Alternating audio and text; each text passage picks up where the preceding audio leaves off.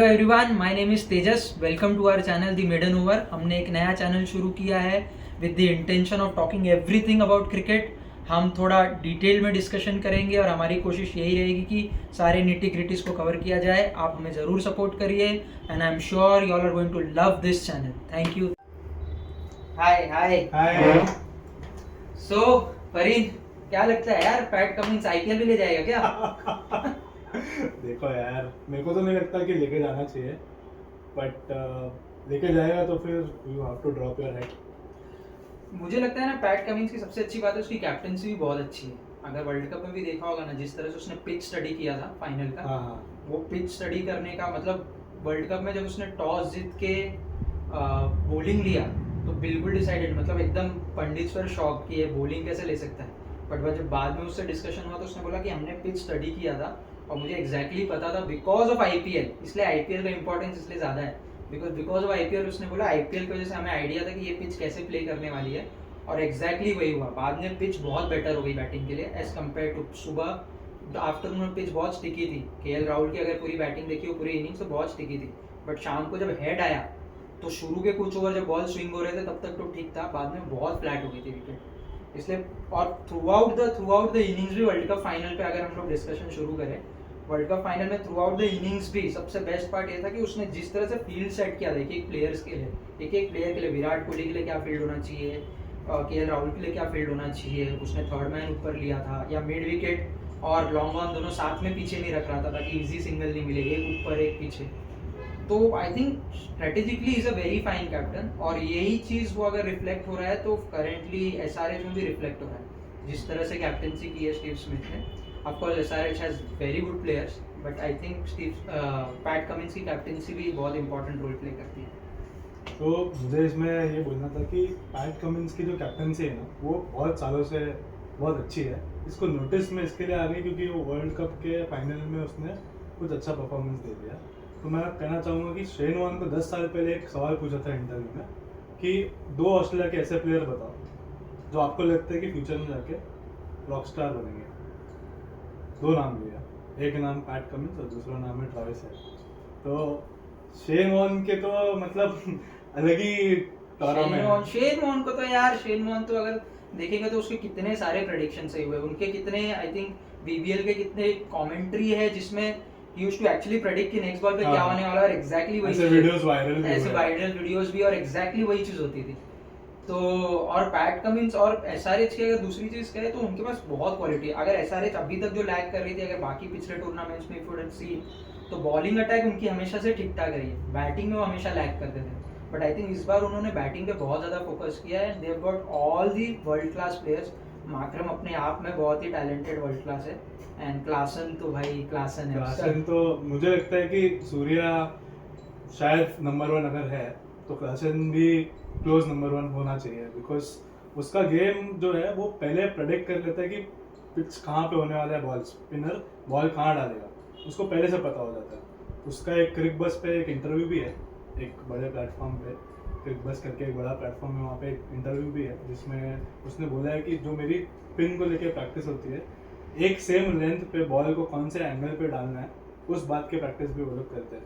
सो अच्छा, same length पे वो मिड विकेट की तरफ भी मार सकता है और स्क्वायर लेग की तरफ भी मार सकता है एक स्पिनर को, और यही इसको बाकी सब बैट्समैन से अलग लेके रहता है। और क्लासन की एक और, बिकॉज यू राइटली सेड कि स्पिन बहुत अच्छा खेलता है, और यही चीज़ आईपीएल में अक्सर फॉरेन प्लेयर्स यही फंसते हैं कि वो स्पिन को इतना अच्छा नहीं खेल पाते जितना उनसे एक्सपेक्टेड है। और फॉरेन प्लेयर्स पे एडिड प्रेशर और रहता है बिकॉज वो ज़्यादा पैसे के साथ आते हैं और एक टीम में 4 जन ही हो पाते हैं, तो कोई ऐसा प्लेयर भी बाहर बैठना पड़ सकता है जो हो सकता है और बेटर हो, तो उन पे प्रेशर ज़्यादा होता है। तो ऐसे में ऐसा प्लेयर खेलना बहुत इंपॉर्टेंट जो स्पिन को बहुत अच्छा खेल पाए, खासकर इंडियन कंडीशंस में।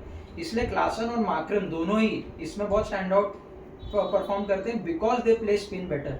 उनकी स्पिन खेलने की जो क्षमता है वो बाकी फॉरेन प्लेयर से बहुत अच्छी है। What do you think?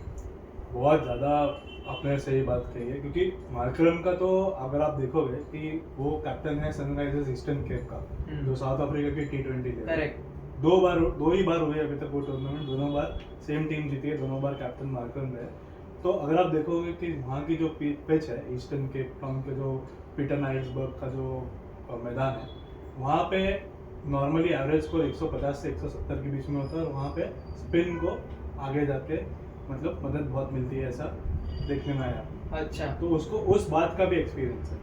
पर एक सबसे इम्पोर्टेंट चीज़ जो मुझे लगती है, जो जिसके बारे में लोग बात नहीं करते हैं, वो है सनराइजर्स की इस साल क्या चेंज हुआ है। मैनेजमेंट में डैनियल विटोरी है। तो डैनियल विटोरी और पैट कमिंस की जो साझेदारी है, वो चीज़ बहुत आगे लेके गई है इस टीम को, क्योंकि इन लोग ने एक टेम्पलेट बनाने में वो लोग क्या बोलते हैं कि टेम्पलेट बनाने में प्ले किया। एक टेम्पलेट बनाया कि रोल क्लैरिटी दे दी। और यहाँ पे सनराइजर्स हैदराबाद को एक और क्रिकेटर है जिसको बहुत ही आगे चल के उनके काम आए हैं वो क्रिकेटर, और वो नन अनदर युवराज सिंह है। अच्छा। क्यों है इसका मतलब, क्योंकि अभिषेक शर्मा को ऑफ सीजन में एक ही क्रिकेटर ने ट्रेनिंग दी है, वो भी पंजाब से बिलोंग करते हैं अभिषेक शर्मा। तो युवराज सिंह को वो गुरु मानते हैं, और युवराज सिंह के मेंटोरशिप के अंडर उनकी स्पिन को खेलने की जो क्षमता है उसको बढ़ाई, और पावर प्ले में किस बैटिंग किस टेक्निक से उन्होंने कुछ अलग नहीं किया है, बस उनकी पोटेंशियल को डायरेक्शन देने का काम युवराज सिंह ने किया है। तो यहाँ पे सनराइजर्स हैदराबाद को कुछ एक्स्ट्रा चीजें युवराज सिंह इसीलिए मैं परीन को क्रिकेट का पंडित मानता हूँ। बहुत कम लोगों को ये चीज पता होगी कि अभिषेक शर्मा को जो ट्रेन कर रहे हैं वो इस समय युवराज सिंह है। तो ये चीज जो हमें आपको हमारे चैनल पे ही मिलेगी, थैंक्स टू परीन, बिकॉज ये चीज इनको ही पता होगी, और एक एक चीज पता होगी परीन को आईपीएल के बारे में, B it international cricket, B it domestic cricket, चाहे जो चीज हो, परीन को इस चीज का सारा नॉलेज है। और तो आपको क्या लग रहा है इस बार सनराइजर्स तो एक फेवरेट लग ही रहा है, उसके अलावा आपको क्या लग रहा है आईपीएल में इस बार और कौन फेवरेट है? मुझे लगता है कि जिस तरह हमने अभी मैनेजमेंट की बात की और जिस तरह टीम चलाने का एक जो पूरा तरीका है, उस तरीके में उस टीम चलाने के जो पूरे माहौल है, उसमें एक टीम है जो बहुत ही आगे गई है। मुझे लगता है कि उन्होंने टीम बहुत राइट पिक की, कंडीशंस के हिसाब से पिक की, और उन्होंने अपने प्लेयर्स को बैक किया। वो एलएसजी। हाँ, तो अगर आप देखोगे तो कि गौतम गंभीर उनके पहले कोच रह चुके हैं, और अभी वो केकेआर के लिए, बट उनके पास अभी जो दूसरे कोच आए एंडी फ्लावर का डायरेक्ट कनेक्शन है स्पिन खेलने से। वापस आप स्पिन खेलने में एंडी फ्लावर से ऊपर कोई नहीं था। अगर आप देखने को 2002 की जिम्बाब्वे के साथ जो अपनी टेस्ट श्रृंखला हुई थी, उसमें एंडी फ्लावर ने 2 बार रिवर्स स्वीप को पॉपुलर इनफैक्ट। हाँ, तो और वो बहुत ही बड़े कोच भी माने जाते हैं। उन्होंने इंग्लैंड में जाके 1 साल तक कोचिंग कैसे करते हैं उसकी ट्रेनिंग ली है। तो जो आपको अभी टीवी पे देखने में मिलता है, इसके पीछे का जो पूरी स्टोरी है यही है कि इन्होंने टीम बनाई है, एक टीम बनाई है, टीम को कंडीशंस के हिसाब से बनाई है, और इन्होंने सबसे मेन इंपॉर्टेंस दिया है एक चीज़ को कि लोकल डोमेस्टिक टैलेंट में जो पेस बॉलिंग के ऑप्शंस है उसको कैसे आगे बढ़ाया जाए। क्या रीज़न है उसका, क्योंकि लखनऊ में 2 टाइप की पिचेस है। अगर एक स्क्वायर होता है मैदान के अंदर, स्क्वायर के अंदर 4 पिचेस होती है, वो 4 में से 2 पिचेस है। एक पिच है रेड सॉइल और एक पिच है ब्लैक सॉइल, और एक पिच है जो दोनों की मिक्सचर है। तो यहाँ पे मैं अभी दर्शकों को ये बताना चाहूँगा कि ब्लैक सॉइल की जब पिच होती है तो वो थोड़ी सी स्लो आती है, बॉल बल्ले पे आती नहीं है जल्दी से, और वो थोड़ी स्लो बॉलर्स को मदद देती है। पर रेड सॉइल का ऐसा होता है कि बॉल पड़ के तुरंत आ जाती है। वर्ल्ड कप फाइनल की पिच भी ब्लैक सॉइल की थी, और यहीं पे अपनी गलती हो गई। अगर यही पिच अगर रेड सॉइल वाली होती है, अहमदाबाद के भी स्क्वायर में सारी पिचेस अवेलेबल है, अगर वो रेड सॉइल की पिच होती तो आज वर्ल्ड कप अपने पास होता, आज रोहित शर्मा को धोनी से ज़्यादा बड़ा क्रिकेटर माना जाता। बट हाँ, तो मैं लखनऊ में आना चाहूँगा कि उनकी जिस तरह से स्ट्रैटेजी रही है फ्रॉम 2022, नॉट ओनली दिस 2024, तो यहाँ पे एक और चीज़ मैं ये बोलना चाहूँगा कि हर आईपीएल टीम के परफॉर्मेंस को हमें एक 3 साल के पीरियड के लिए देखना चाहिए। इसका रीज़न ये है कि हर 3 साल में एक मेगा ऑप्शन होता है, उसमें एक नई स्ट्रैटेजी बनती है, नया मैनेजमेंट आता है बहुत बार, और 3 साल की स्ट्रैटेजी में 3 साल के पीरियड में उनका कैसा परफॉर्मेंस रहा है, हमें उस हिसाब से उनको आंकना चाहिए। तो 2022 और 23 दोनों साल इन लोग ने प्लेऑफ के लिए क्वालिफाई किया था। इस साल इनकी परफॉर्मेंस ऊपर नीचे थोड़ी रही है, बट अगेन मैं कहना चाहूँगा कि जिस तरह से कप्तानी केएल राहुल की रही है, और वो भी गेम को पढ़ने में बहुत माहिर है। अगर आप देखोगे कि जो अभी चेन्नई के खिलाफ इनका जो मैच हुआ था, इनमें इनको पहले से ही पता था कि उनको किस तरह की बल्लेबाजी करनी है। 82 नाबाद रन उन्होंने बनाए एक चेज में, तो एक प्लेयर का कॉन्फिडेंस एक अलग लेवल पे लेके जाता है इसको। तो सबसे पहले जो इनका थ्रेट था पति राणा का और मुस्तफिजुर रहमान का, उनके साथ जो जिस तरह उन्होंने उसको टैकल किया वो बहुत ही काबिल तारीफ है। तो मैं ये कहना चाहूँगा कि जिस तरह से एक टीम का माहौल होता है, एक फ्रेंचाइज को चलाने का जो एक शैली होती है, उसमें ये दोनों टीम इस साल काफ़ी सक्षम रही है। हाँ, CSK MI इनके टेम्पलेट है ना, सारे लोग को अब पता है कि CSK किस तरह खेलेगी। 7 मैच होते हैं CSK की चेन्नई में, और 7 मैच बाहर होते हैं। 7 में से अगर 6 जीत लेते हैं इन लोग बाकी के 7 में से उनको और 2 या 3 मैच जीतने तो भी वो क्वालिफाई हो जाते तो हैं। क्वालिफाई हो जाते हैं। और सीएसके और ने यही वही स्ट्रेटेजी शुरू से strategy किया है शुरू कि से उन्होंने की। प्लेयर्स ही हाँ। आई थिंक चेपॉक के अराउंड बिल्ड किया है कि चेपॉक के चेपॉक पे अराउंड। कौन से प्लेयर सूट होंगे। शुरू में से अगर आप देखिए बिल्कुल। तो एक समय जब उनके साइड पे मुरलीधरन और अश्विन खेला करते थे और फिर हाँ। वहां से शुरू करके अब मुस्तफिजुर को भी लेके आए हैं जो कि कटर डालने में एक्सपर्ट है। तो वो हमेशा प्लेयर्स उसी के अराउंड रहता है कि चेपॉक में किस तरह के। तो जैसे आपने बहुत राइटली कहा कि मैथमेटिकली अगर 7 में से वो 6 मैच यहाँ जीत जाते हैं तो उनको सिर्फ 2 या 3 मैच जीतना है, क्योंकि जनरली ऐसा देखा जाता है आईपीएल में कि 16 पॉइंट्स अगर आपके पास हैं तो टॉप 4 में तो आप आप पहुंच ही मोर जाओ। और लेस टॉप 4 में पहुंच गए। जब 8 टीम्स हुआ करते थे तो 16 में आप सर्टन थे, अभी 10 टीम में आपको 18 में पहुंचा 18 पॉइंट्स पे पहुंचना पड़ेगा, बट मोर और लेस आप सर्टन हो जाओगे। तो सीएसके शुरू से वो स्ट्रेटेजी। तो आपके हिसाब से 2 टीम फेवरेट है, एक एसआरएच है और एक एलएसजी है। हाँ। उसके अलावा आई थिंक आपको लग रहा है कि सीएसके एक टीम है जो शायद टक्कर दे सकती है। CSK। और आपका चौथा टीम कौन सा होगा अगर चौथा top टीम दस में मैं एक्चुअली यहाँ पे 2 लोगों का नाम लेना चाहूंगा, 2 टीम का। एक मुझे लगता है कि बिकॉज जो मुंबई इंडियंस है ऑन पेपर मेरे हिसाब से वो सबसे स्ट्रॉन्ग टीम है इस पूरे श्रृंखला की। क्योंकि अगर आप बोलोगे कि इन टर्म्स ऑफ जो स्ट्रेंथ है उन लोग का बैटिंग में, ऐसा स्ट्रेंथ दूसरी सिर्फ एक ही टीम मेरे नज़र में आती है, वो सनराइजर्स हैदराबाद के पास है। तो शेयर बैटिंग प्रोग्रेस जो है उनके पास, लेकिन इस समय कुछ चल नहीं रहे वो लोग। इस तरह और इसी तरह से उन लोग के मिडल ऑफ द टूर्नामेंट में कुछ टर्न अराउंड हो जाता है। इसकी सबसे बड़ी मैं तो कहना चाहूँगा कि अभी तक तो रोहित शर्मा की वजह से ये बहुत अच्छी चीज़ें हुई है इनके साथ। बट मुझे ये लगता है कि हार्दिक पांड्या एक बहुत ज़्यादा अच्छे कप्तान है जो अच्छा। उनकी तो यहाँ पे मैनेजमेंट को मैं यहाँ पे बोलना चाहूँगा कि पहले यहाँ पे महिला जयवर्धने और शेन बॉन्ड हुआ करते थे, पर अब मलिंगा और पोलार्ड है। तो गेम कौन चला रहा है? क्या पोलार्ड बाहर से गेम चला रहा है या मार्क बाउचर गेम चला रहा है, या हार्दिक पांड्या को पूरा फ्रीडम दिया गया है मैदान पे अपनी चीज़ें एग्जीक्यूट करने का?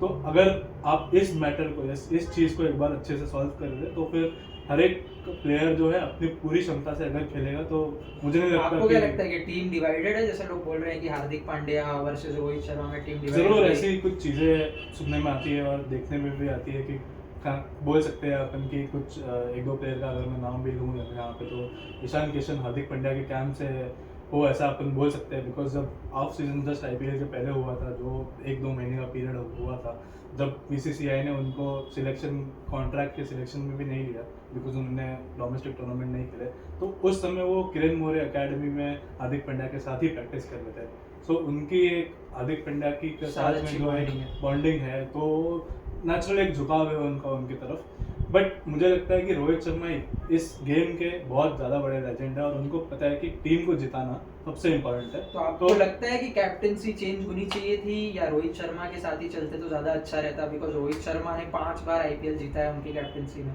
तो आई थिंक रोहित शर्मा से ही कंटिन्यू कराते तो ज़्यादा अच्छा रहता, क्योंकि आई थिंक वो 1-2 साल और खेलेंगे और उसके बाद शायद रिटायर हो जाएंगे।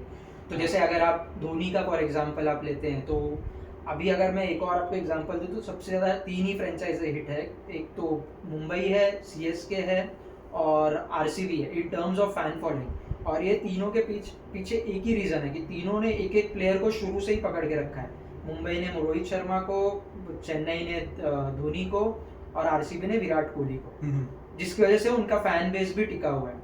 अब आपको लगता है बिकॉज रोहित शर्मा को इन लोगों ने मिड सीजन में अभी मतलब वो उनको हटा दिया, धोनी ने जो हटने का फैसला वो धोनी का खुद का फैसला था, तो धोनी की बात अलग है, और सिमिलरली कोहली का भी खुद का फैसला था। बट यहाँ पे हमें क्लियरली पता है कि रोहित कंटिन्यू करना चाहते थे बट उनको हटाया गया। तो आपको लगता है उनको हटाने की जरूरत थी या 2-3 साल ही सिर्फ उनका बचा था तो और करवाया जा सकता है? मुझे जरूर लगता है कि इस साल रोहित शर्मा के साथ कप्तानी करते हैं तो इस टीम के लिए ज़्यादा बेहतर होता है, गिवन कि वो अब इंडियन टीम के भी कैप्टन रहने वाले हैं। बिल्कुल, अगर आप इंडियन टीम के कप्तान हो तो आपको फ्रेंचाइज क्रिकेट में कप्तानी करनी चाहिए, ये मेरा भी मानना है, काफ़ी और लोगों का भी यही मानना है। पर यहाँ पे मैं मुंबई इंडियंस के मैनेजमेंट की क्या थॉट प्रोसेस है उसके ऊपर थोड़ी बात करना चाहूँगा कि बिकॉज ये समझ रहे हैं कि एक आने वाले साल में जो बड़ा ऑप्शन होने वाला है उसमें एक टीम बनेगी, उस टीम को किस थॉट लीडरशिप की ज़रूरत है। उस टीम को हार्दिक पांड्या जैसे लीडर की ज़रूरत थी, क्योंकि वो एक नई टीम बनने जा रही है, तो उनके थॉट प्रोसेस के हिसाब से भी सिलेक्शन किया जाता। तो एक कदम वो लोग हमेशा आगे रख के तो सोचते आप हैं। सोच रहे हैं कि नेक्स्ट मेगा ऑप्शन के हिसाब से तैयारी की जा रही है? हाँ, तो और आप ये मैं इसके लिए बोल रहा हूँ क्योंकि आप देखना चाहोगे अगर, तो उन्होंने जोफ्रा आर्चर अवेलेबल ना होते हुए भी उनके पास उनको सिलेक्ट किया था एक कम दाम में, 8 करोड़ रुपए में उन्होंने जोफ्रा आर्चर जैसे तेज गेंदबाज की सिलेक्शन कर दी थी, जब उनको पता भी था कि वो खेलने नहीं वाले। वो अनाउंस हो चुका था कि वो इंजरी हो गई है तो उनको। आगे की तैयारी तो कर आगे की तैयारी में वो लोग पहले से इन्वेस्ट करें, उस टाइप का मैनेजमेंट है उनका। और इसी रीजन से माहिरा जयवर्धने ने मार्क बाउचर को लिया गया था।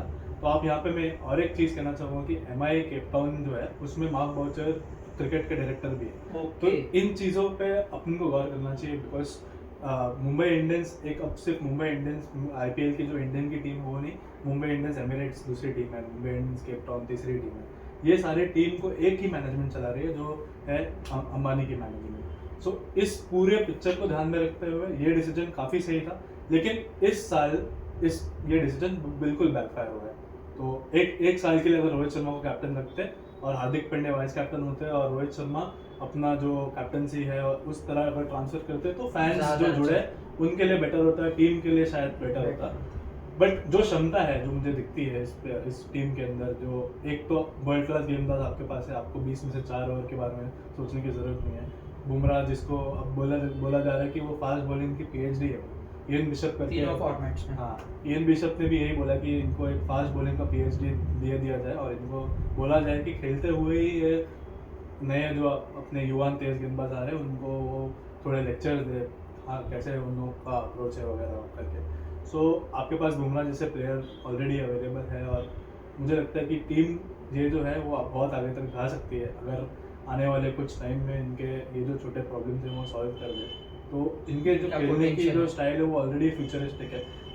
एक बहुत ही बात इंपॉर्टेंट यहाँ पे ये कहूँगा मैं कि इंडिविजुअल स्कोर्स पे ये लोग बिल्कुल फोकस नहीं करते। ये आपको ये देखने मिला कि 200-250 रन उन्होंने मार दिया और किसी ने 50 नहीं मारे थे।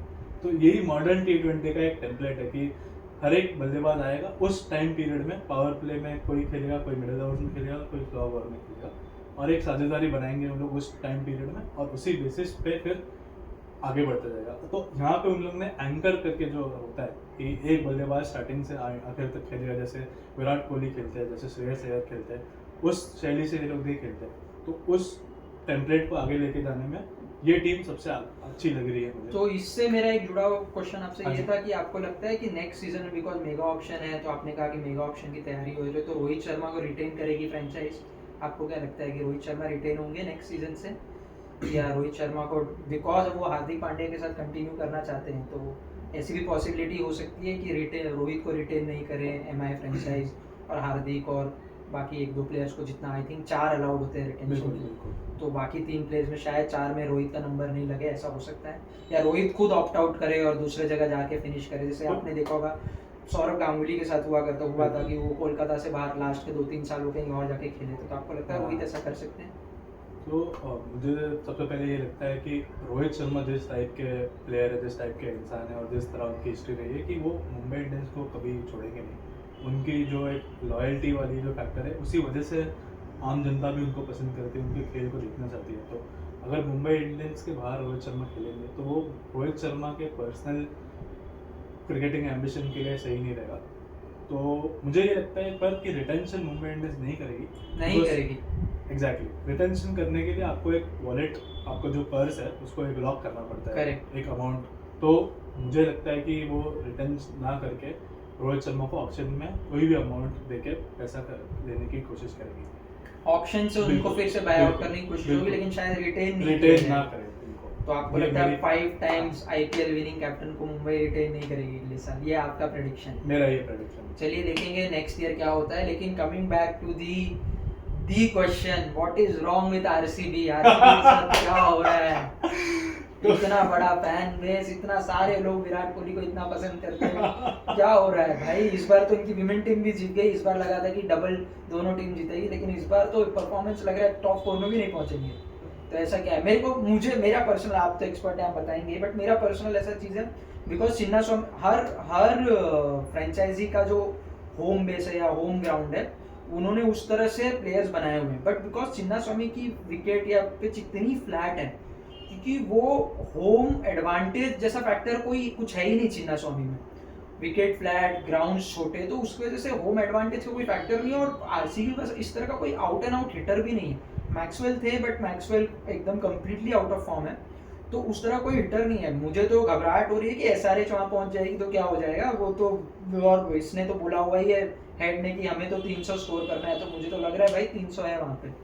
बिल्कुल 300 रन आराम से मार सकते हैं उन लोग सारे जगह वो हैदराबाद में पहुंच जाए तो बिकॉज मुझे पर्सनली ऐसा लगता है कि अगर कोई टूर्नामेंट जीतने वाली टीम हो या टूर्नामेंट में प्लेऑफ के कहीं आसपास वाली टीम हो तो उसमें 4 में से कम 3 बॉलर अच्छा कंसिस्टेंटली परफॉर्म करे तो ही आप आगे बढ़ सकते हो क्योंकि बॉलर विकेट नहीं लेते तो रन बचाने का क्षमता रखे। बट यहाँ पे ये हो रहा है कि एक क्लियर सेट प्लान मुझे नहीं दिख रहा है। 3 बॉलर जो है कौन से 3 बॉलर और वो कौन से टाइम पे बल्ले गेंदबाजी करेंगे इसके ऊपर कोई क्लैरिटी यहाँ पे दिखी नहीं है। सिराज एक बहुत ही सीजनड पावर प्ले गेंदबाज रहे हैं बिकॉज बट मुझे ऐसा लगता है कि पिछले 6-8 महीनों से वो लगातार क्रिकेट खेलते जा रहे हैं और उनका एक बर्नआउट की तरफ जा रहा है तो यहाँ पे वो भी आउट ऑफ फॉर्म। तो यहाँ पे आरसीबी मैनेजमेंट का एक लोकल टैलेंट के प्रति बिल्कुल भी झुकाव मुझे दिखा नहीं है। जो 2-3 ऐसे कोई नाम नहीं है जो आरसीबी से आके कुछ बड़ा कर रहा है। अगर आप देखना चाहोगे तो मुंबई इंडियंस ने भी फर्स्ट इस आईपीएल के पहले मैच में नमनवीर जैसे टैलेंट के साथ उतारा था उनको मैदान में। बट आरसीबी से ऐसा बहुत कम ही देखने मिलता है कि गेंदबाजी के साइड से कोई बड़ा टैलेंट आए। जुनेर चहल जो मेरे ख्याल में इस करंट सिनेरियो में सबसे अच्छे लेग स्पिन गेंदबाज है उसको भी आरसीबी ने जाने दिया और उनके परफॉर्मेंस आप देख ही सकते हो राजस्थान के साथ कैसी है। तो वनिंदो सरंगा को के पास वो लोग गए पर फिर वनिंदो सरंगा को भी उन्होंने नहीं रिटेन किया। तो ये जो छोटी छोटी गलतियां हैं वो बहुत इस टीम को बहुत ही ज़्यादा भारी पड़ी है मेरे हिसाब से। तो अगर आप बॉलिंग की मैं बात कर रहा था कि आपके पास कोई क्लियर सेट प्लान नहीं है कि डेथ ओवर्स में ये 2 गेंदबाज बॉलिंग करेंगे और पावर प्ले में ये दो गेंदबाज बॉलिंग करेंगे। ये तो मैं बॉलिंग की बात कर रहा था और over dependence on top order है ये भी बहुत फाफ और विराट नहीं चले तो पूरा मिडिल ऑर्डर कोलैप्स होने का चांस है। तो मिडिल ऑर्डर में है ही कौन मतलब रजत पाटीदार की मैं बात करूँ बहुत ही प्रतिभाशाली बल्लेबाज है वो बट उनका भी ज़रा फॉर्म सही नहीं चल रहा है। तो आप रजत पाटीदार की जगह कोई और दूसरे प्लेयर को ला सकते थे उसी पोजीशन पे पर ऐसा उन्होंने किया नहीं। जैसे अनुज रावत है तो अनुज रावत को नीचे बल्लेबाजी कराई। अनुज रावत मैं कहना चाहूँगा यहाँ पे कि दिल्ली से है वो दिल्ली से विकेट कीपिंग करते हैं और ओपनिंग बल्लेबाजी करते हैं। तो अगर वो टॉप ऑर्डर के कोई बल्लेबाज है तो उनको टॉप ऑर्डर पे भेजा जाए तो रोल क्लैरिटी का यहाँ पे बहुत ही बड़ा इशू है क्वेश्चन। और 2 साल से अगर आप सूरज प्रभुदेसाई जैसे टैलेंट में इन्वेस्ट कर रहे थे तो अब जब बैटिंग सही नहीं चल रही है तो उनको मौका ना देके सौरव चौहान को ला रहे हो तो हर बार कोई नया नाम आप लेके आओगे और होप करोगे कि ये परफॉर्म करे। लेकिन वो तो आई थिंक थोड़ा सा इस वजह से भी इन्फ्लुएंस होता है बिकॉज वो इतने मैचेस हारते जा रहे हैं तो हर बार कोशिश करते हैं शायद किसको दे तो ये चल जाए उसको दे तो वो चल जाए। आई थिंक वो भी थोड़ा फैक्टर इन्फ्लुएंस करता है। But coming to the other question मेरा ये पूछना था कि आपको लगता है बिकॉज फाफ भी आई थिंक करियर के एंड की तरफ ही है तो आपको लगता है कि नेक्स्ट सीजन से एक लास्ट अटेम्प्ट विराट कोहली को फिर से कैप्टनसी देके करनी चाहिए कि अगले 2-3 साल जितना भी विराट कोहली खेले बिकॉज सबसे लॉयल वही है और उन्होंने ही फैन बेस पकड़ के रखा है। तो आपको लगता है कि वो एक फिर से रिजुविनेट करेगा फ्रेंचाइजी को और फिर से जब सारे विराट कोहली के अंडर इकट्ठा होंगे तो उनको लगता है कि और बेटर परफॉर्मेंस हो सकती है। आपको लगता है नेक्स्ट सीजन से विराट कोहली को अगले 2-3 सीजन तक फिर कैप्टन बनाना चाहिए जब तक वो है? मुझे लगता है विराट कोहली को रिटेन करना चाहिए। हाँ। बट कैप्टनसी का के लिए वो लोग कहीं और की तरफ देखेंगे। तो फाफ के बाद आपके नजर में कौन है कैप्टनसी? मुझे लगता है एक नया चेहरा सामने आएगा आरसीबी के लिए जैसे एसआरएच पैट कमिंस को लेके आया उसी तरीके से आपको लगता है कि कोई फॉरेन प्लेयर को ला सकते हैं क्योंकि बहुत ऐसा देखा गया है। आई थिंक फाफ के साथ भी उन्होंने वही ट्राई किया था बिकॉज विराट कैप्टनसी छोड़ रहे थे तो उनको कोई ऐसा नामचीन फॉरेन प्लेयर चाहिए था जो कैप्टनसी कर सके। बिल्कुल आप ऐसा कोई देख सकते हो बल्लेबाज फॉरेन का जो अच्छा चल रहा है और उनके ऊपर वो निवेश करना चाहेंगे ऐसा मुझे लगता है। तो यहाँ पे एक छोटा पॉइंट ये है कि मो बुबैट करके एक व्यक्ति है जो इंग्लैंड के वाइट बॉल रेवोल्यूशन के पीछे का दिमाग। मो बुबैट उनके क्रिकेट के परफॉर्मेंस डायरेक्टर रह चुके हैं 2015 वर्ल्ड कप के बाद से 2019 तक की जो उनकी जर्नी थी वो 4 साल मो बुबैट उनके साथ थे इंग्लैंड के साथ और आरसीबी ने उन्हीं को हायर किया था 2024 के सीजन के लिए। अच्छा। इस होप में कि ये उनके कैंपेन को रिवाइव कर देंगे या इस फ्रेंचाइज को कोई नई दिशा प्रदान करेंगे। लेकिन क्योंकि वो बहुत ही ये जो है वो उनका वर्क नहीं किया है बट मुझे लगता है एक और साल के लिए वो मो बुबैट के साथ रहेंगे और मो बुबैट अपना कोई प्रतिभाशाली प्लेयर ढूंढ के लाएंगे यहाँ पे आरसीबी में पर विराट कोहली हमेशा इस टीम के साथ ही रहेंगे रिटेंशन। विराट कोहली ने तो क्लियर भी कर दिया है कि वो रिटायर होने तक हाँ। आरसीबी के साथ ही जुड़े रहेंगे, वो जुड़े यहाँ वहाँ रहेंगे। मूव नहीं होंगे। तो मुझे लगता है मो बबैट का काफ़ी इंपॉर्टेंट रोल रहेगा आने वाले समय में आरसीबी के साथ। और इनका जो कोच चेंज करने का हर बार हर 2 साल में 3 साल में कोच चेंज, आप देख सकते हो सीएसके का कोच आज तक स्टीफन फ्लेमिंग कभी शुरू से। चेंज नहीं हुआ है। सो ये सारी जो छोटी छोटी चीज़ें हैं वो हमेशा फील्ड पे हम देख नहीं सकते, लेकिन उसकी इम्पैक्ट देख सकते हैं कि इस दिशा में कौन सी टीम जा रही है।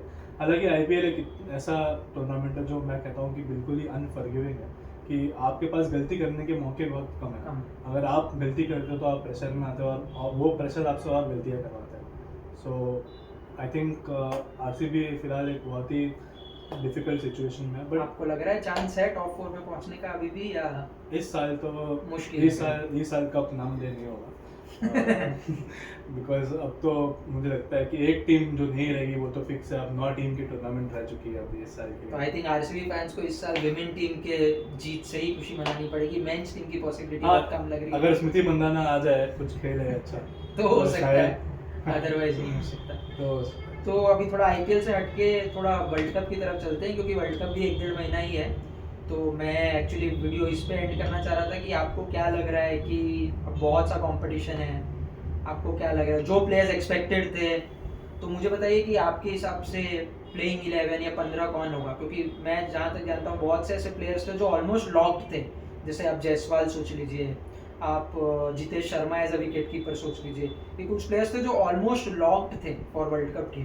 बट आपको लगता है कि बिकॉज उनकी आईपीएल की परफॉर्मेंस इतनी अच्छी नहीं रही है तो इन्फ्लुएंस करेगा? और आपके हिसाब से ओपनिंग कौन करेगा? जायसवाल ऑलमोस्ट लॉक थे, बट अब जायसवाल का ऐसा लग रहा है कि 50-50 चांस है, और बहुत ऐसी भी बात चल रही है कि शायद रोहित और कोहली ओपनिंग करें। तो आपको लग रहा है वो कॉम्बिनेशन अच्छे से काम करेगा? तो आपको क्या लग रहा है कि इस डायरेक्शन में हमारा 15 या प्लेइंग 11 जा रहा है?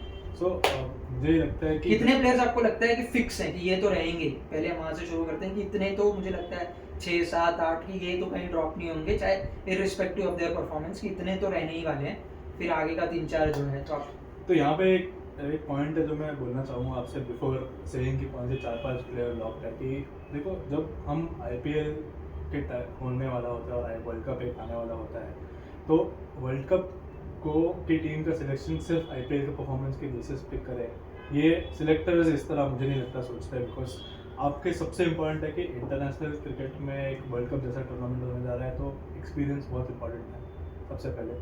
और दूसरा बात ये है कि जो वेस्ट इंडीज और लेकिन यूएस सॉरी मैं आपको इंटरप्ट कर रहा हूँ, लेकिन हमेशा आईपीएल की टाइमिंग इस तरह की होती है कि वर्ल्ड कप के ठीक हाँ जी। पहले होता है। हाँ। तो आपको नहीं लगता कि, मैं मान रहा हूँ आपकी बात की इंटरनेशनल क्रिकेट, लेकिन लोगों के back of the mind, media pressure, selectors पे बैक ऑफ द माइंड यही चलता है कि भाई रीसेंट परफॉर्मेंस में उनको आईपीएल ही दिखता है, इसलिए आईपीएल का पड़ला भारी हो जाता है फाइनल सिलेक्शन की तरफ, बिकॉज वो इतना रीसेंट इवेंट होता है कि दिमाग में लोगों के फ्रेश होता है कि चलिए इसने मारा हुआ है। जैसे अभी अगर आप बात करेंगे तो Dinesh Karthik almost out of picture थे, बट अब उनका आईपीएल का परफॉर्मेंस इस तरह का रहा है, तो आई थिंक सिलेक्टर्स पे बहुत तगड़ा प्रेशर होगा कि दिनेश कार्तिक को ले जाए एज अ कीपर। तो आपकी बात में मान रहा हूँ कुछ हद तक, लेकिन मुझे लगता है कि आईपीएल भी बहुत सिग्निफिकेंट रोल प्ले करता है कि सिलेक्शन की तरफ। आईपीएल का रोल तो काफ़ी सिग्निफिकेंट है, बट जो मुझे लगता है कि जो क्रिकेट फैंस है, भारत की जनता है, वो इस तरह सोचती है इस बात को कि आईपीएल के परफॉर्मेंस को ही हम माने के चलेंगे कि उसी बेसिस पे सिलेक्शन किया जाएगा, तो ऐसा नहीं होगा। बिकॉज वेस्ट इंडीज़ और यूएस में वर्ल्ड कप है इस बार, और यूएस एक ऐसा कंट्री जहाँ पे क्रिकेट ज़्यादा खेला नहीं गया है। बस मुझे याद है कि 2016-17 में इंडिया की टीम गई थी लॉर्डर हिल में, तो वहाँ के मैदान, बेसबॉल के जो मैदान है उसको क्रिकेट ग्राउंड में इनफैक्ट न्यूयॉर्क में पहली बार न्यूयॉर्क खेला में तो पहली बार खेला जाएगा। तो वहाँ के ग्राउंड्स काफ़ी छोटे हैं और पिच का ड्रॉप इन पिचेज है, तो एग्जैक्टली पता नहीं कि वो किस तरह से रिएक्शन हो। तो इस जो अनसर्टेनिटी है, ये जो अनसर्टेनिटी है पिच और कंडीशंस की, जो यूएस में पहला मैच अपना पाकिस्तान के खिलाफ है न्यूयॉर्क में, पहला दूसरा मैच ही होगा पाकिस्तान के खिलाफ, तो उस चीज़ों को ध्यान में रखते हुए एक कंप्लीट टीम बनाना पड़ेगा जो फॉर्म और कंडीशन दोनों साथ, फॉर्म और एक्सपीरियंस दोनों साथ में लेके चले, और उस कंडीशंस को और एक वर्ल्ड कप के प्रेशर को सही तरह से हैंडल कर सके विथ अ सेट टेम्पलेट की कौन सी टीम, कौन से प्लेयर को कौन से रोल में काम करना हो। तो यहाँ पे मैं एक और बात करना चाहूँगा कि जो आईपीएल में वो प्लेयर कहाँ खेल रहा है, उस टीम के साथ में, उसकी फ्रेंचाइज की टीम के साथ में किस पोजीशन पे खेल रहा है, वो देखना बहुत ज़रूरी है। अगर हम ऐसे पहले बहुत बार कर चुके हैं कि आईपीएल के जो 5 अच्छे बल्लेबाज है उसको टीम में सिलेक्शन कर दो, बट उनको कौन से रोल में लेके जाना है वो बहुत इंपॉर्टेंट है। जैसे अगर विराट कोहली ओपनिंग कर रहा है आरसीबी के लिए, तो मैं चाहूँगा कि वो ओपन फिर इंडिया के लिए भी करे। हालांकि वो नंबर 3 में खेलता है, बट सूर्य कुमार यादव बहुत अच्छा परफॉर्मेंस दे रहे हैं मुंबई इंडियंस के लिए। नंबर 3 छोटे मैदान पे उस तरह के पिचेस पे मुझे लगता है सूर्य कुमार यादव ने T20 में शतक भी जड़ा है वेस्ट इंडीज़ में जाकर, तो उनके पास एक्सपीरियंस भी है और उन्होंने बड़े स्टेज पे ऑलरेडी 2022 वाले में भी खेल चुके हैं वो T20, और 2023 के वर्ल्ड कप में तो खेले ही हैं। तो मुझे लगता है कि वो एक बहुत ही इंपॉर्टेंट खिलाड़ी रहेंगे। तो जो आप फिक्स नाम की बात करें तो रोहित शर्मा, विराट कोहली, सूर्य कुमार यादव, ये मुझे टॉप 3 होता हुआ दिख रहा है।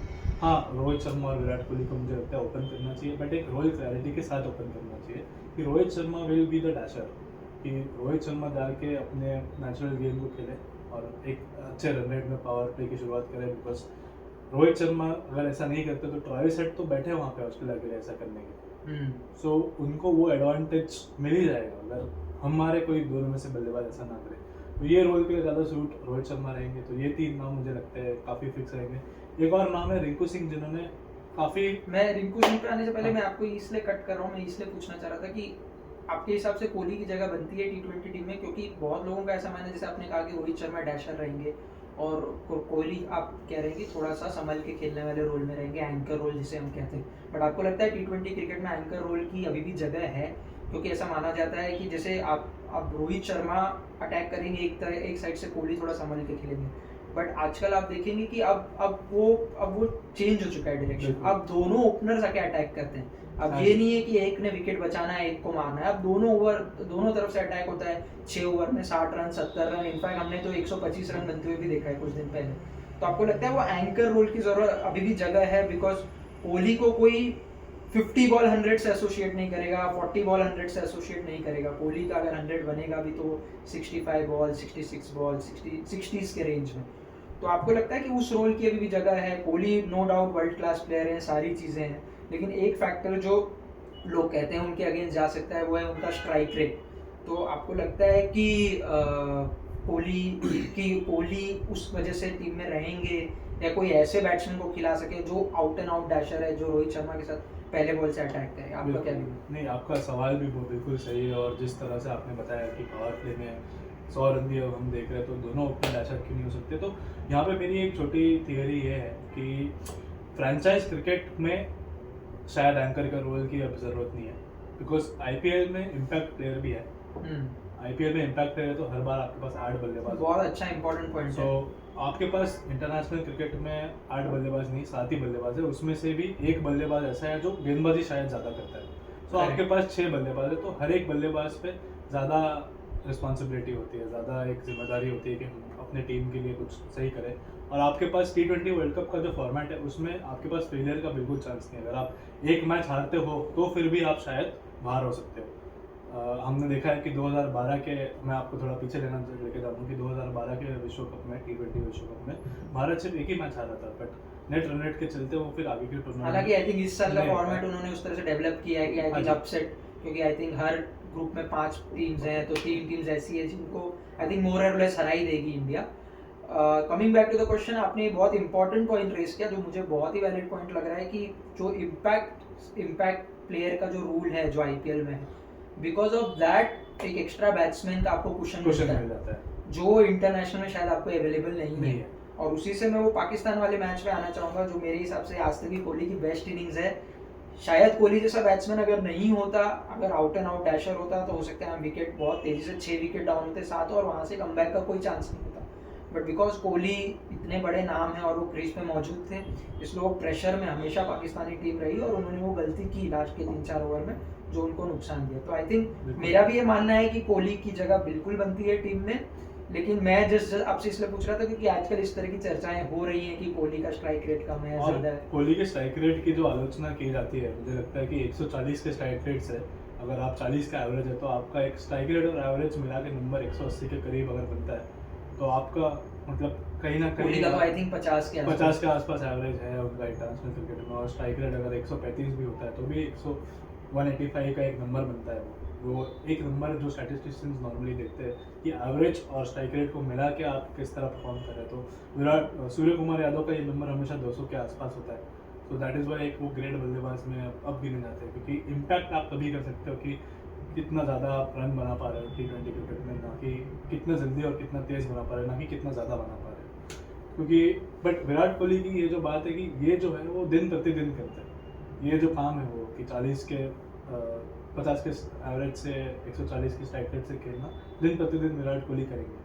तो कंसिस्टेंसी और एक्सपीरियंस का शायद आप मार्केट में कहीं आप उसको खरीद नहीं पाओगे, और जब तक अवेलेबल है, जब तक फिट है, जब तक फॉर्म में चल रहा है, आप देख सकते हैं कि अभी भी ऑरेंज कैप तो विराट कोहली के पास है इन IPL also. So I think उनकी जगह तो पक्की बनती है, बट मैं यहाँ पे यही कहना चाहूँगा कि उनको नंबर 3 पे ना खिलाया जाए और उसी रोल में खिलाया जाए जहाँ पे वो फ्रेंचाइज के लिए खेल रहे हैं, क्योंकि मुझे अब लगता है कि वो तेज़ गेंदबाज को खेलने में विराट कोहली बहुत ज़्यादा अभी एज ऑफ टुडे बहुत ज़्यादा अच्छे हैं, और लेफ्ट हैंड स्पिन के अगेंस्ट उनकी जो एक छोटी सी वीकनेस रही है उनको एड्रेस करना चाहिए। पर अदरवाइज मुझे लगता है कि लेकिन उसका अगर विराट कोहली को अगर आप ओपन कराते हैं और पाकिस्तान के खिलाफ अगर पहला मैच हमारा होता है, मुझे ध्यान नहीं है टाइम टेबल में कि पहला है कि दूसरा मैच है, तो पाकिस्तान ने अब मोहम्मद आमिर भी वापस टीम में आ गए हैं, साइन शाफरीदी हैं, Harris Rauf I think more और लेस आउट रहेंगे, नसीम शाह खेलेंगे। तो आपको नहीं लगता कि अगर विराट कोहली से ओपन कराया जाए और उनकी विकेट अगर जल्दी गिर जाए, तो वो जो मिडल ऑर्डर पे हमेशा एक ट्रस्ट रहता था कि नहीं विराट कोहली बचा लेगा, तो वो सिचुएशन इंडिया के लिए ख़राब हो सकती है अगर ओपनिंग में वो एक other side of the coin जिसे आप कहते हैं वो हो सकता है। बिल्कुल मुझे लगता है ये तो रेस तो रहने वाला है, बट आप अगर देखेंगे कि 2016 के विश्व कप में भी जब पाकिस्तान का T20 विश्व कप में भी जो हुआ था उसमें 3 विकेट चटका लिए थे इन्होंने पावर प्ले में, तो विराट कोहली अकेले थे जिन्होंने 50 नाबाद रन बना के आई थिंक आप एशिया कप के मैच को रिफर कर रहे हैं। बिल्कुल एशिया कप के मैच को रिफर कर रहे हैं 2016 में, तो उसी टाइप की बल्लेबाजी फिर विराट कोहली करने की क्षमता रखते हैं और हमें उन पर पूरा भरोसा जताना पड़ेगा, और मुझे लगता है कि उनसे बेटर अगर कोई और होता तो फिर हम उनके तरफ जाते, बट ऐसा कोई है ही नहीं, कोई है अगर होता तो बिल्कुल कोई और बल्लेबाज होता। तो विराट कोहली किंग है, विराट कोहली से बेटर कोई नहीं है हमारी नज़र में। चलिए एक फाइनल क्वेश्चन की तरफ आते हैं जो अगेन बहुत ही ऐसा क्वेश्चन है जो आजकल सभी लोग जानना चाहते हैं कि विकेट कीपर का जो स्लॉट है वो, जैसा मैंने कहा कि जितेश शर्मा मोर और लेस लॉक्ड लग रहे थे IPL के पहले, उनको काफ़ी चांस भी दिया गया था और कंसिस्टेंटली खिला भी रहे थे। दिनेश कार्तिक बिकॉज वो 38-39 के हो गए तो उनको लगभग आउट कर दिया गया था। ऋषभ पंत की इंजरी के बाद श्योर नहीं थे कि वो खेल पाएंगे नहीं खेल पाएंगे। KL राहुल का ऐसा माना जाता है कि वो भी एंकर रोल प्ले करेंगे, तो because Virat Kohli already team में है तो शायद उनकी जगह नहीं बनती है KL राहुल की। संजू सैमसन का तो इतिहास रहा है कि भाई फ्रेंचाइज में अच्छा खेलता है, इंटरनेशनल जाते ही पता नहीं उनको क्या होता है। तो मोर और लेस जितेश शर्मा लॉक्ड लग रहे थे क्योंकि वो फास्ट भी खेल सकते हैं, बट अब वो चेंज होता हुआ दिख रहा है। आपको लगता है कि एक बार फिर से दिनेश कार्तिक पे भरोसा जताया जाएगा, क्योंकि ये चीज़ एकदम लगभग डेजा वू जैसा होता है कि हर वर्ल्ड कप के पहले दिनेश कार्तिक परफॉर्म कर लेते हैं, वर्ल्ड कप टीम में आ जाते हैं, बट वर्ल्ड कप में आते ही उनकी परफॉर्मेंस उतनी अच्छी नहीं होती, फिर लोग कहते हैं अरे इनको नहीं लेना चाहिए था, और फिर वो साइकिल हमेशा चलते रहता है। इस बार भी वो होता हुआ दिख रहा है। इनफैक्ट रोहित शर्मा ने तो हिंट भी दे दिया कि अगर खेलेंगे तो DK को हम लेके जाएंगे। तो आपको क्या लग रहा है कि विकेट कीपर वाला स्लॉट कौन बुक कर रहा है? और ऐसा हो सकता है कि प्लेइंग 11 में ज़रूरी नहीं है कि एक ही विकेट कीपर खेले, अगर हम एक विकेट कीपर को स्पेशलिस्ट बैट्समैन क्यों नहीं खिला सकते? अगर आपको लगता है कि भाई DK आपके सबसे अच्छे फिनिशर्स में से एक है तो कोई बात नहीं, आप उनको स्पेशलिस्ट बैट्समैन की तरह खिलाइए, आप ऋषभ पंत को ले जाइए विकेट कीपर की तरह से, या कोई और आपकी नज़र में हो तो ऐसा कोई कॉम्बिनेशन बिठा सकते हैं, आपको लग रहा है कोई नज़र में? मुझे लगता है कि आपने बात कही विकेट कीपर की, तो मुझे लगता है कि किस तरह का कॉम्बिनेशन खिलाना चाहते हैं और कौन सी स्ट्रैटेजी से उतरना चाहते हैं वो टीम मैनेजमेंट पे काफ़ी निर्भर करेगा। मुझे ज़रूर पर ये मैं कहना चाहूँगा कि मैं इस थॉट में बिल्कुल बिलीव करता हूँ कि आपके टॉप 6 में एक लेफ्ट हैंडेड बल्लेबाज होना बहुत ज़रूरी है। ये हमें काफ़ी लोगों ने काफ़ी क्रिकेट के विशेषज्ञों ने भी इसके बारे में काफ़ी बार चर्चा की है, टिप्पणी दी है। तो मुझे लगता है कि उस रोल में विकेट कीपर के साथ में ऋषभ पंत का नाम मुझे लगता है लेफ्ट हैंडेड होना एक एडेड एडवांटेज है, तो उनको मिडिल ऑर्डर में खिलाया जा सकता है, क्योंकि रिंकू सिंह एक नाम है जो फिनिशर के रोल में मैं देखता हूँ उनको, तो जो दिनेश कार्तिक आपका एक फिनिशर के रोल में है और स्पेशलिस्ट विकेट कीपर भी है, बट स्पेशलिस्ट विकेट कीपर और एक मिडिल ऑर्डर के लेफ्ट हैंडेड बल्लेबाज आपके पास अगर ऋषभ पंत है तो आप फिनिशर के रोल में रिंकू सिंह और हार्दिक पांड्या या शिवम दुबे जिनको भी खिलाना चाहो आप खिलाना चाहोगे, तो मुझे लगता है कि इस तरह का कॉम्बिनेशन ज़्यादा बेटर रहेगा। और ऋषभ पंत से एक एक्स फैक्टर वाला फीलिंग हमेशा आता है उनको देख के, बिकॉज और अब तो ये जो उनके निजी जीवन में जो हादसा हुआ है उसके बाद मुझे लगता है कि IPL में का जो उनका जो परफॉर्मेंस रहेगा वो तो ठीक ठाक रहेगा ही, बट तब तक वो अपने ए गेम पे वापस आ जाएंगे और मुझे लगता है कि वो काफ़ी बड़ी चीज़ें कर सकते हैं इस वर्ल्ड कप में और इंडिया को शायद कप दिला सकते हैं इतने सालों बाद। उन पे मेरी काफ़ी नज़र रहेगी IPL में भी और मुझे बिल्कुल ये लगता है कि वो अपने ओरिजिनल गेम में वापस आ सकते हैं अगर और उनको थोड़ा टाइम दिया जाए। और दिल्ली कैपिटल्स की मुझे लगता है कि एक सबसे बड़ी ये बोल रही है कि उनको कप्तानी अभी से दे दी गई। कप्तानी के लिए दूसरे विकल्प थे उनके पास, अगर उनको कप्तानी नहीं दी गई होती तो he would have had one less thing to worry about और वो अपनी गेम पे फोकस कर सकते थे। तो इंडिया के ड्रेसिंग रूम में उनके पास विराट कोहली और रोहित शर्मा रहेंगे। तो मुझे लगता है और विकेट के पीछे जिस तरह का उनका कॉन्वर्सेशन होता है कुलदीप यादव के साथ, और मुझे लगता है कुलदीप यादव अपने नंबर 1 स्पिनर रहेंगे in the world cup. So उनकी जो एक साझेदारी है as a wicket keeper and spinner वो काफ़ी इंपॉर्टेंट रहेगी मुझे लगता है इस वर्ल्ड कप में, क्योंकि वेस्ट इंडीज़ में बॉल हमने देखा गया है कि 2 ग्राउंड्स हैं, एंटीगा और ट्रिनिडाड, ये दोनों ग्राउंड्स में बॉल काफ़ी अच्छा फिरकी लेता भी है और बॉल रुक के भी आती है कई बार आपने देखा गया है। तो मुझे लगता है कि ऋषभ पंत और कुलदीप यादव का जो एक कॉम्बिनेशन है विकेट कीपर और लीड स्पिनर का वो काफ़ी इंपॉर्टेंट है और वो दिल्ली के साथ भी यही हो रहा है अभी। तो आप देख सकते हैं कि आप जब भी विकेट की ज़रूरत होती है तो वो ऋषभ पंत कुलदीप यादव को ढूंढते हैं फील्ड में और मुझे लगता है कि भारत के लिए भी वो ये चीज़ करेंगे। चलिए हम तो उम्मीद करेंगे कि इस बार 2013 के बाद कोई ICC ट्रॉफी फाइनली हमारे नसीब लगे। तो हमारा मुझे लगता है कि मोर और लेस हमारा टॉप ऑर्डर लॉक्ड है अगर हम देखें तो। फास्ट बॉलर्स में आई थिंक अभी भी 1-2 जन की जगह है, 2 जन की जगह है, वो डिस्कशन हम बाद में करेंगे कभी और के लिए। एक फाइनल क्वेश्चन जाते जाते, कोई ऐसा प्लेयर बताइए जो लोगों ने सुना नहीं हो, देखा नहीं हो, IPL में हो नहीं हो, और आपको लगता है कि उसको फ्रेंचाइजी को खिलाना चाहिए, जिसकी वजह से बहुत मतलब कोई ऐसा प्लेयर बताइए जो बहुत कम जिसके बारे में सुना है बट आपको लगता है बहुत ही इम्पैक्टफुल प्लेयर है और वो अगर उसका मौका दिया जाए तो वो स्टार बनने की एकदम काबिलियत रखता है। तो यहाँ पे मैं एक प्लेयर का नाम लेना चाहूँगा, उनका नाम है अंशुल कंबोज। वो राइट हैंड के किस टीम के लिए खेलते हैं वो? मुंबई इंडियंस के लिए। मुंबई इंडियंस के लिए। हाँ, तो उनको ऑक्शन में 20 लाख रुपए के लिए लिया गया था बेस प्राइस पे। तो वो राइट हैंड के गेंदबाज हैं जो मीडियम पेस गेंदबाजी करते हैं और लोअर ऑर्डर में हिटिंग भी कर सकते हैं। तो मुझे लगता है कि ऑलराउंडर है कि बॉलिंग ऑलराउंडर, बैटिंग वो बॉलिंग ऑलराउंडर है। तो मुझे लगता है कि अगर रोमारो शेफर्ड का हम देख सकते हैं कि फॉर्म इतना अच्छा नहीं है, पहली बॉल वो तो वैसे भी हिट एंड मिस टाइप के प्लेयर ही लगते हैं। तो अंशुल कंबोज का सैयद मुश्ताक अली ट्रॉफी जो अपनी भारत की जो डोमेस्टिक क्रिकेट टूर्नामेंट है वहाँ पे भी प्रदर्शन अच्छा रहा है और मुझे लगता है कि उस जगह पे वो खेल सकते हैं और फॉरेन के विकल्प के रूप में किसी और की तरफ देख सकते हैं हम लोग। डेवल ब्रेविस एक नाम आता है जो मेरे दिमाग में कि उनको भी चांस दिया जा सकता है अगर रोमेरो शेफर्ड को नहीं खिलाया और 4 फॉरेन प्लेयर को खिलाना है तो वहाँ पे उनकी तरफ देख सकते हैं। और आकाश मडवाल जो हम देख सकते हैं कि उनकी जो परफॉर्मेंस रही है वो काफ़ी अच्छी रही है, बट अगर किसी को चांस देना है और मुझे लगता है आने वाले समय में अंशुल कंबोज मुंबई इंडियंस के लिए या किसी और फ्रेंचाइज के लिए काफ़ी अच्छा कर सकते हैं। Thank you. तो ये था इनसाइट, ये हमारे क्रिकेट एक्सपर्ट परीन शाह के साथ। और जैसा कि आपने कहा अंशुल कंबोज इनकी नज़र में एक ऐसे प्लेयर हैं जो आगे चल के बहुत अच्छा कर सकते हैं। I hope you would have like the video, आप लोग को ये वीडियो पसंद आई हो और लाइक अगर अच्छी लगी हो तो ज़रूर लाइक कीजिए, सब्सक्राइब कीजिए, शेयर कीजिए। ये हमारा नया चैनल है, हमारी कोशिश यही है कि हम थोड़ा डिटेल में बात करें क्योंकि हमने देखा है कि चैनल्स डिटेल में जाए जाते हैं, ऊपर ऊपर तक बात करते हैं। हम धीरे धीरे जैसे वर्ल्ड कप आएगा हम बाकी टीमों के बारे में भी बात करेंगे, छोटी हो, बड़ी हो, एसोसिएट हो, टेस्ट प्लेइंग हो, सारी टीमें कवर करने की कोशिश करेंगे। आज के लिए इतना ही।